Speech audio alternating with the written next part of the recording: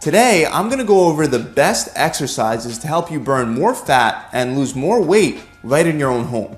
Let me just first start with the painful truth that most other videos on belly fat won't even talk about, and that's the myth of spot reduction. We can't only reduce fat from our bellies without also reducing the fat from other sections of our body. So if we can get your body into a state in which it's burning fat for fuel, that means your body will be burning some fat from your thighs, some fat from your love handles, some fat from your face, and some fat from your hands, and some fat from your belly as well.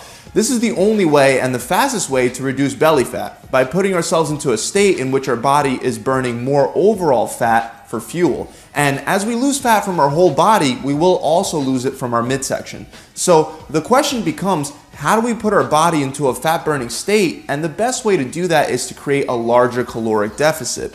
And the truth is that exercises like crunches, sit-ups, and leg raises, not only do they not target belly fat, again because spot reduction is a myth, but exercises like these also don't use very large muscles and don't involve multiple joints, so they don't burn that many overall calories. The only true way to create a larger caloric deficit with exercise is by increasing the calories burnt from each of the exercises we perform, as well as each of our overall workouts. This is why I want to give you 5 at-home exercises that'll burn the most calories in the least amount of time.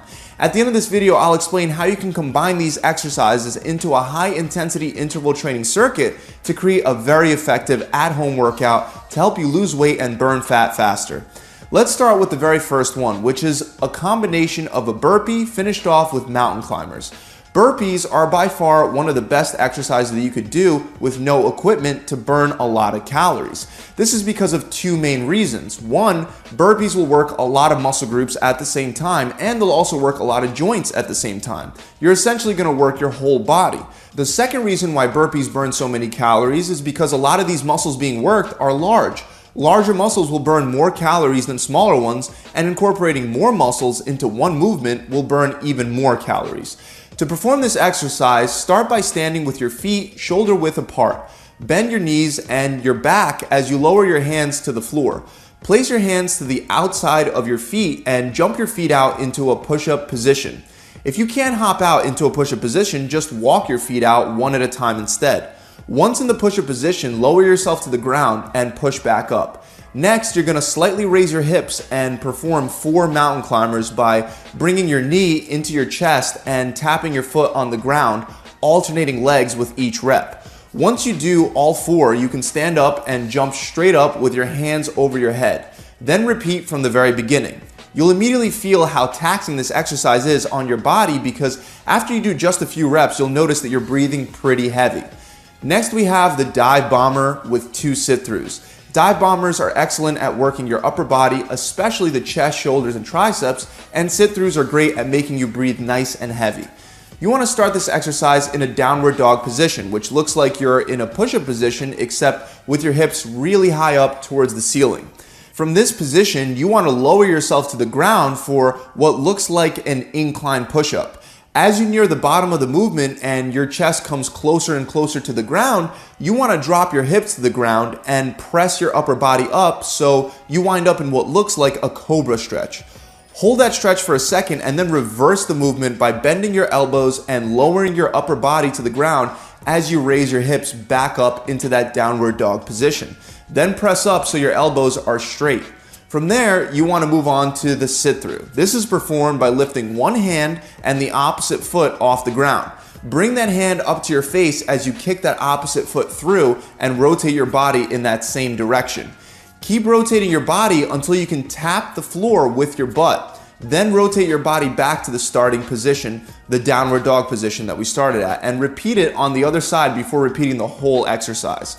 If staying up in a push-up position is challenging for you, you can drop to your knees and perform the exercise from there. But first, make sure you try to get as many reps as you can on your toes before dropping to your knees. The next exercise is going to involve high knees and a sprawl. This exercise will definitely get you winded very fast, so just be aware of that. Start by placing your hands in front of your body at hip level. Perform alternate high knees in which for each rep, you're getting your knees high enough to tap your hands at hip level. Each time you tap your hands, it counts as 1. You're going to do this 10 times. Once you do 10, lower yourself to the ground by bending your back and your knees and place your hands on the outside of your feet once again, just like you did in the burpee. Next, you want to jump out with your feet really wide and drop your hips to the ground without bending your elbows. So you'll pretty much be hopping straight into that cobra stretch position. Raise your hips back up and hop your feet in between your hands. Again, if you can't hop your feet in, then just walk them in. Then stand up straight and repeat the movement from the very beginning. For the next exercise, we're gonna need either a sturdy chair, bench, or step that you can actually step onto. You want the step or the platform to be at least at knee level, if not higher. Start by standing in front of the step and perform a backwards lunge with your right leg.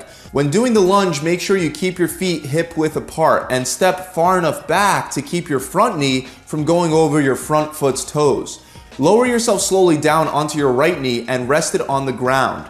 Bring your left knee to the ground right next to your right knee so that you're on both of your knees. Then step your right foot up, so you're stepping up with the foot that you originally lunged backwards with. Stand up and step up onto the step with your left foot.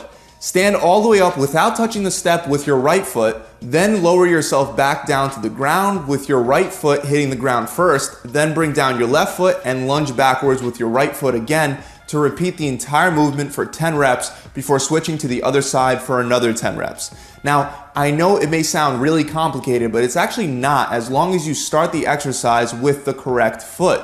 Because if you do that, you're just alternating between right to left or left to right if you're doing the opposite side. Once you do a few reps, you'll get used to this pattern. The last exercise consists of lateral lunges and a squat jump.